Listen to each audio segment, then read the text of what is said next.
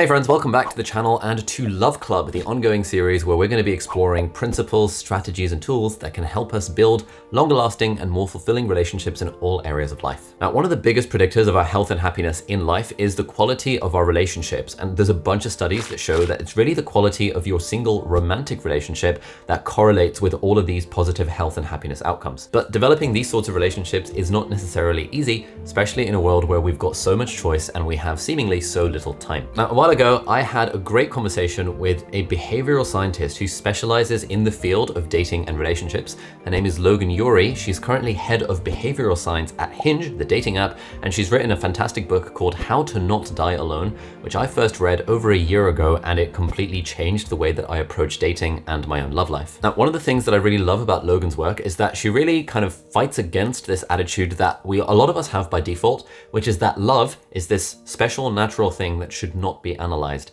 And one of the things she says throughout her book is that, okay, love might be natural, but dating certainly is not. And so in this video, I want to share 8 of Logan's top tips from the field of behavioral science that we can apply to our dating lives. These are the ones that I've found particularly helpful when it comes to my own dating life, so I hope you'll find them helpful as well. Tip number 1 is to throw away the checklist. So often people come to me and they say, Logan, I know exactly what I want. I just need your help finding that person. Then they go through this list of, he must be over 6 feet tall. He must make at least 6 figures. He must love travel. He must have parents who are not divorced, and they go on and on and on with this list. Now, the issue with checklists, which is what Logan talks about in the book, is that we generally make a checklist that optimizes for the wrong things. And generally, when we make the checklist, we are optimizing for a prom date rather than a life partner. Now, the prom date is the one who is like fun and exciting and stuff in the short term, but who ultimately does not probably won't make for a good long-term partner. Whereas the life partner is someone who'll like stay with you through thick and thin and through the ups and downs of life. What you think you want is not what's actually going to make you happy long term. And so my husband is a 5'8", redheaded, vegan engineer.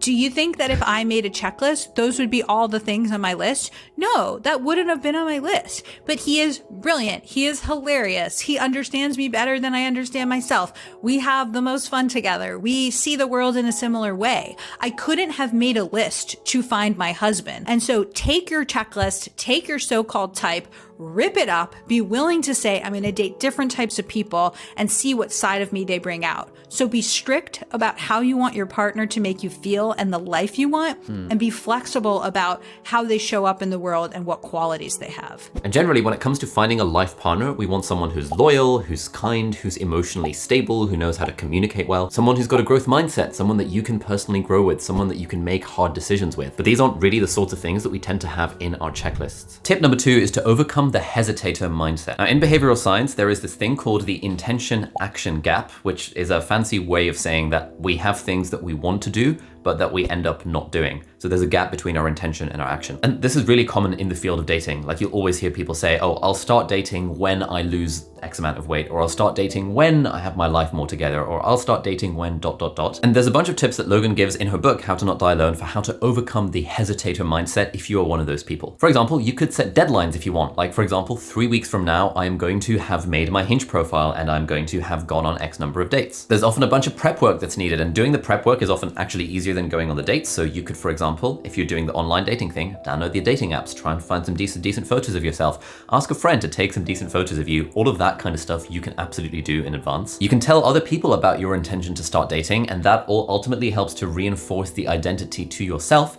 which she talks about in the book quite a lot. Like, it sounds kind of weird to say, but even if you, for example, stand in front of a mirror and say, I am the sort of person that goes on dates, I am looking for a life partner. It sounds super corny, but apparently there's some evidence from behavioral science that suggests that that changes the way that we think of our own identities. And generally, people who are hesitators don't have that identity in their mind of, I am the sort of person that goes on dates. And so we kind of want to change that. And then another tip is to just start small. Like, she talks in the book about how people are often like over-optimizing when it comes to dating. They're like, yeah, I'm going to go on 5 dates a week. And because I don't have time to go on 5 dates a week, there's no point doing it at all. But generally, when you find yourself procrastinating from something, if you just lower the bar, maybe 1 date a week, maybe just on a Thursday night, that's going to be my date night. Maybe even 1 date a month. That's far better than nothing if you are trying to find this hypothetical and non-imaginary life partner. Tip number 3, don't fall into the interview trap. I think this one's really good. So I actually read this tip in the book before having the conversation with Logan. and I was reading it around the same time as I was going on the first several dates with my future wife. And on our second date, we went to play top golf, which is this thing where it's sort of like 10-pin bowling meets golf. And there was something about doing the experience rather than just sort of sitting across from each other over dinner that helped us bond a lot more than we would have done over just like a fairly dry and boring meal, for example. The next thing is, what are you actually doing on the date? So many dates are these job interviews where I sit across from you and I say, what did you study and why? And how many siblings do you have? And what's your 5-year plan? And you know what? Who cares? That doesn't really affect our ability to be in a relationship together. It's dry, it's boring. Coffee dates that feel like job interviews all fade into the same. Why can't we do an activity together? Why can't we meet up in a park and run around and try to pet 5 dogs? Why can't we go to a street with a lot of dumpling places and create our own dumpling tour and figure out our best one? And the nice thing about this is that even if you don't end up vibing, then at least you've had a bit of a fun experience doing this experience type thing. And it's also good because generally when we're doing something, when our mind is occupied by doing a thing, it sort of helps us let our own guard down. And so if you personally are the sort of person that struggles with anxiety or something when it comes to a date, by doing something while on the date, it helps you not think about it too much, but it also helps the other person that you're dating relax into it. And so you get more of an idea of what they're really like. And actually on that note, one of the things I often do when I'm filming videos is I like to have a thing in my hand, and just having a thing in my hand and a cup of tea to sip on helps me feel a lot more comfortable in front of the camera. And I think it's that same concept applied to the world of dating, to go for experiences rather than job interviews. Tip number 4, the peak end rule. Now, there's this concept in behavioral science called the peak end rule, which is a thing that's been replicated a lot in these psychology studies. And that's basically the idea that when it comes to the memory that we have of an experience, we're way more likely, somewhat unsurprisingly, to remember the peak bits, so the really intensely positive or negative bits, and also the end of the experience. Now, when it comes to being on a date, there's not a lot that we can do about the peak positive, negative experiences, but what we can do is try and make sure the ending is pretty solid. End on a high note. There's amazing research from the behavioral economist Daniel Kahneman, which found that when people are getting colonoscopies, they'd actually rather get a colonoscopy that's slightly longer but ends in a less painful way, because we disproportionately remember things based on how they end. So even if you have a mediocre date, you can save it by ending on a high note. You can ask someone for a kiss and give them a great kiss. You can order dessert. You can give them a meaningful compliment. You can show them a surprise mural that they've never seen before. And so really think about, how can I end this date in a meaningful and fun and memorable way? Tip number 5 is the second date rule. Some of the best people I know do not perform well on first dates. They are awkward. They are not comfortable. They are not good at small talk. They are more introverted. This is harder for them. But these are people who would make great long-term partners. And so how can we actually take the pressure off the first date and say, first dates are almost a warm-up round. It's, do I like the sound of your voice? Am I attracted to you? Do we have something to talk about? And I'm going to assume that we're going to go on the second date, pending that nothing crazy or terrible or unsafe happens on the first date. And that way, if you go in assuming you'll go on the second date, you're giving people more of a shot, and it's easier to find those diamond in a rough people who get better over time. Now, in the book, Logan talks about this idea of the spark versus the slow burn. And a lot of us optimize for feeling the spark on the first date, feeling that intense chemistry. And if we don't feel it, then we might think, I don't really know if I like this person. But if you ensure you go on the second date, like that's just a general rule, that unless the first date goes disastrously wrong, you'll always at least offer to go on a second date with a person, assuming they consent to that, obviously. And that might just mean that maybe if you go on a second date with someone where you didn't quite feel the sparks or the chemistry or the fireworks on the first date, but you might actually feel it on the second date, and that's when you know that, oh, okay, this is actually kind of interesting, because maybe the guard was down, maybe you're both a little bit more comfortable with each other. And so I've applied this rule to my life. Anytime I go on a first date, assuming it's not a complete disaster, I'd always be like, hey, do you want to do this again? And then I'll make a proper decision after the second date. Tip number 6 is the experiential rather than the evaluative mindset. Now, I found this to be super helpful in my life. Like, there are some friends I know who go on dates and who almost treat it as if it's a job interview, where they've got their checklist in their mind and they're like, oh, is this person ticking all these boxes? Whereas the friends I know who succeed when it comes to dating have a bit more of an experiential approach of like, I'm just going to see if I vibe with this person. And certainly in the past, when I've been on dates, feeling a bit evaluative about it, I wonder what this person, like, I'm kind of in my head. I'm not actually fully in the present moment. Whereas if I'm just focusing on the experiential approach to it, that like, how do I feel? How does this person make me feel? All that kind of stuff. It just feels a lot more natural, and it feels like, I'm just thinking about it less. And I think with dating, it's one of those things where even though there's videos like this, and if you've gotten to this point, then you clearly care about kind of an evidence-based approach to dating and relationships and stuff.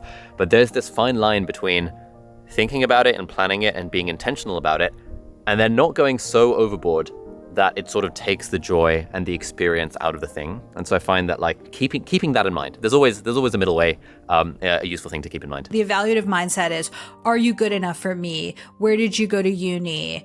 What are your table manners? I'm constantly judging you against this rubric in my head and saying, are you good enough? Yeah. The experiential mindset is, I am going to be in the moment with you. I am going to be looking at cues for how I feel and if I'm having fun and am I laughing, but I'm not judging you. I think we just do so much better when we are in the moment, having fun, letting time pass, versus when we are constantly evaluating someone. And even what you said before about having a job description and measuring somebody against this, I feel like as a culture, one of the biggest mistakes that we're making is we're saying, let's take what works at work and let's apply that to dating. And that's a mistake.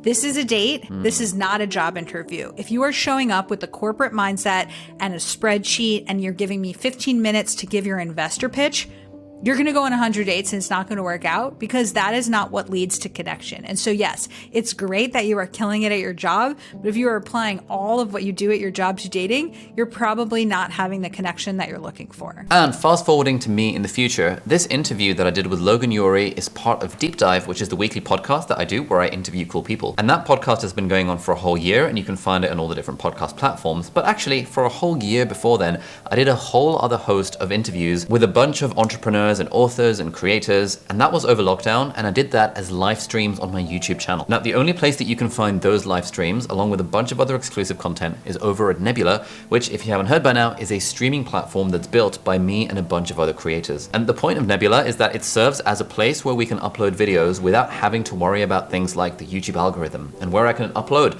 a whole kind of series of 2-hour-long interviews with people who I admire from all around the world without worrying that, the watch time on YouTube means that this isn't going to be a good video. Now, the best way to access Nebula is actually by signing up to CuriosityStream, who are very kindly sponsoring this video.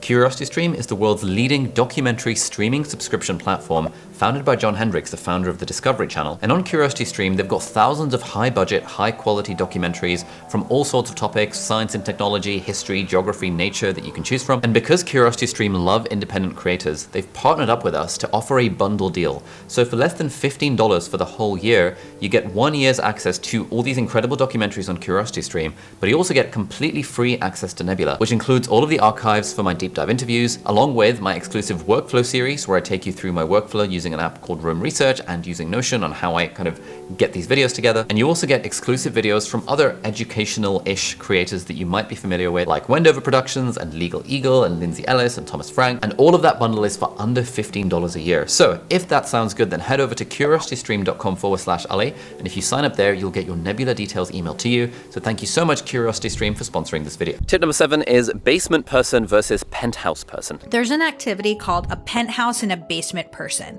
You think in your life, not even in a romantic setting, who is my penthouse person? Who, when I'm with them, do they bring my energy up? Do I feel creative? Do I feel inspired? And this is another solid tip where, like, we've all had that feeling where there are some people that super energize us, and there are some people that when we hang out with them, it completely drains our energy. And I think in the world of dating, speaking about this idea of an experiential mindset, we want to be mindful of the experience of, does hanging out with this person energize me? Do I leave the date feeling energized and feeling motivated and stuff? Or does hanging out with this person potentially drain my energy? And generally, you probably don't want to go beyond the second date with someone who drains your energy. And tip number 8 is to have the humility to treat it like an experiment. And really, dating is a lot about learning about yourself rather than just learning about the other person.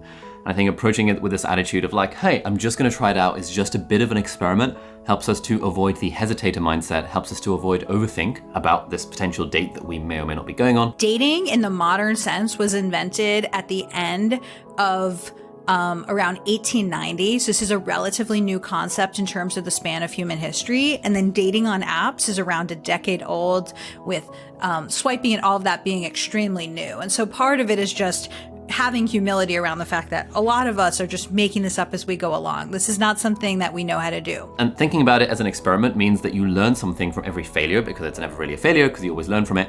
And To be honest, I'm very unlikely to find the love of your life on the first date. Like, there's a rule, the 37% rule, which I elaborate in the book club video about this, which will be linked over there and down there, which is essentially that we have to do quite a lot of dating, usually, before we can find that, quote, perfect person. Even if we buy into this idea, which is not true, that there exists a perfect person out there. Generally, it's about finding someone who, according to Logan anyway, because I'm not an expert on this, finding someone who you feel like you can build that kind of future with, and then working together to build that future together. Anyway, thank you so much for watching this video. If you've gotten to the end, you're gonna love the interview with Logan. If you haven't heard it yet, it's on my Deep Dive podcast, that'll be over there. You can also find it on Spotify, Apple Podcasts, Google Podcasts, any podcast player of your choice, but that is the video version if you wanna check it out. Thank you so much for watching, and I'll see you in the next video. Bye-bye.